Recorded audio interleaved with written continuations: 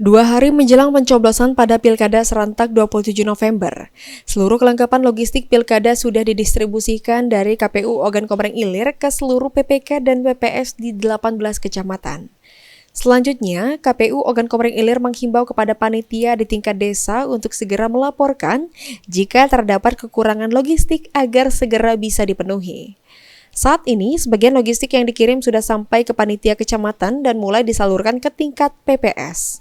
Dan dipastikan seluruh logistik harus sampai ke TPS sebelum hari pencoblosan pada 27 November.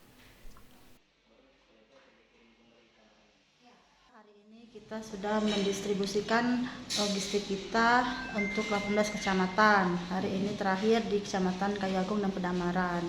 Dan hari ini juga alhamdulillah sudah beberapa kecamatan yang sudah didistribusi sampai ke tingkat TPS. Besok terakhir harus sudah sampai ke tingkat TPS.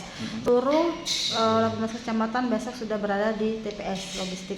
Untuk jumlah kota itu sejumlah 2498, bilik itu 4996, berikut alat kelengkapan TPS yang berada di masing-masing TPS itu satu paket. Insya Allah sampai saat ini kami tidak menerima laporan kekurangan dan insya Allah itu sudah lengkap semua.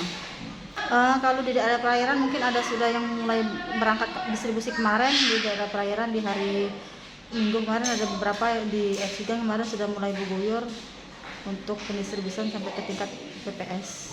Ya tadi di SP Padang juga sudah ada yang beberapa wilayah perairan, SP Padang sama Pampangan kalau salah. Terus Pedamaran juga ada yang di perairan. Yang di perairan sudah sampai semua ya? Ya. Tidak ada kendala, ada kerusakan ada? Tidak ada, sampai saat ini belum ada yang melapor ke.